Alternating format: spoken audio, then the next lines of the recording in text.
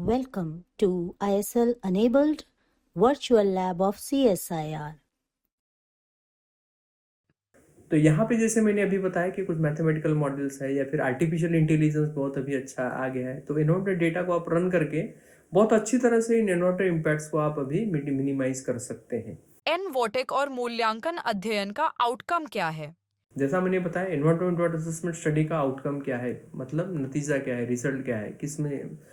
तो inverter impact assessment study का यही सबसे बड़ा फायदा है कि किसी भी इंडस्ट्री को आप जब इन्वर्टर इम्पैक्ट असेसमेंट स्टडी करके देते हैं तो पर्टिकुलर इंडस्ट्री जो है वो उस आपको जो इन्वर्टर मैनेजमेंट प्लान जो बनता है, EIA मतलब इन्वर्टर इम्पैक्ट असेसमेंट स्टडी को EIA कहते हैं शॉर्ट में।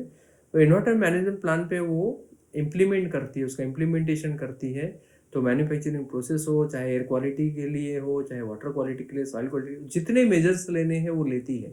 ग्रीन बेल्ट डेवलपमेंट करना है वो करती है, और उसको एनवायरमेंटल जो डिग्रेडेशन है तो उसको मिनिमाइज करने का, उसको मिटिगेट करने का पूरा पूरा प्रयास करती है, ताकि आपकी जो एक्टिविटीज से जो पर्यावरण पर हानि हो रही है उसको आप निजात कैसे पा सके, उसको कॉम्पेंसेट कर कैसे कर सकते हैं, नो लॉस मतलब नो प्रॉब्लम। तो यहाँ पे आपका मतलब इन्वायरमेंटल इम्पैक्ट असेसमेंट का सबसे बड़ा जो फायदा है वो तो इंडस्ट्री को है ही है, दूसरा डिसीजन मेकर्स को है, मतलब policy planners. For example government ने प्लान किया कि अमुक फलाने फलाने जगह अगर मान लीजिए थर्मल पावर प्लांट लगाना है, तो इन्वायरमेंटल इम्पैक्ट असेसमेंट स्टडी बताती है कि यहाँ पे लगना चाहिए या नहीं। अगर लगाने से पर्यावरण बहुत ज़्यादा हानि हो रही है तो उसको गवर्नमेंट रिकमेंड नहीं कर सकती है ना। तो यहाँ पे डिसीजन मेकर्स का, पॉलिसी प्लानर्स को इन्वायरमेंटल इम्पैक्ट असेसमेंट स्टडी बहुत अच्छी तरह से हेल्प करती है। पर्यावरण और विकास में कुछ संबंध है? हाँ बिल्कुल है। कोई भी डेवलपमेंटल एक्टिविटी, कोई भी विकास की गतिविधि हम करते हैं, चाहे वो रोड मेकिंग हो, चाहे फिर कोई भी मतलब इंडस्ट्री लगा रहे हो, तो उसका सीधा असर पर्यावरण पे है, क्योंकि उस गतिविधि में ऐसे तत्व होते हैं, जैसे कंस्ट्रक्शन एक्टिविटी आप ले लीजिए। आए दिन कंस्ट्रक्शन एक्टिविटी होती है, रोड मेकिंग होता है, तो उसमें धूल मिट्टी उड़ती है, तो वो हवा प्रदूषित करती है, पर्टिकुलर मैटर को कंट्रीब्यूट करती है।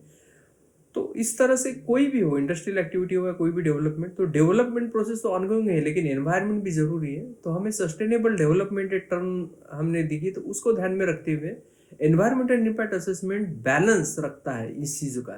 तो एनवायरमेंटल इम्पैक्ट असेसमेंट न सिर्फ डेवलपमेंट और एनवायरमेंट का बैलेंस रखता है, एनवायरमेंटल इम्पैक्ट असेसमेंट आपका इकोलॉजी, एनवायरमेंट, इकोनॉमी और सोशल इकोनॉमिक्स में भी आपका पूरा परस्पर बैलेंस बनाए रखता है। तो ये बहुत इंपॉर्टेंट टूल है इसके लिए। सस्टेनेबल डेवलपमेंट अचीव करने के लिए क्या हमारे पास आगे कुछ रास्ता है? बिल्कुल है। जैसा मैंने बताया कि काफ़ी सारे टूल्स है अभी, एनवायरमेंटल इम्पैक्ट असेसमेंट टूल्स कहते हैं जिसको हम, वो अपनाने से किसी भी डेवलपमेंटल एक्टिविटी को हमें असेस करने की ज़रूरत है, और उसके अनुसार हमें पर्यावरण की जो भी क्षति हो रही है या डिग्रेड हो रहा है उसको लेके हमें जितने भी मेजर्स उपाय करने हैं वो करने की ज़रूरत है। तो हम डेफिनेटली सस्टेनेबल डेवलपमेंट जो हमारा उद्देश्य है, जैसे अभी 2070 में हमारा नेट कार्बन जीरो एमिशंस का लक्ष्य है इस तरह से, तो हम बिल्कुल ये एक्टिविटी पे हम अगर चेक करेंगे, उसको प्रॉपरली मैनेज करके करेंगे एनवायरनमेंट को, तो सारी चीज़ें पॉसिबल है, विकास भी पॉसिबल है, और हमारा एनवायरनमेंट भी प्रोटेक्शन साथ में होता रहेगा। Thank you so much Kumbhare sir. आपने हमारे साथ जो एक्सपीरियंस और नॉलेज शेयर किया है वह हमारे लिए बहुत ही इम्पोर्टेंट और वैल्यूएबल है। इनसे हमें काफी कुछ सीखने को मिला है और हमें आगे कुछ करने के लिए इंस्पिरेशन और डायरेक्शन भी आपने इस पॉडकास्ट के माध्यम से दी। आपका फिर से बहुत बहुत धन्यवाद।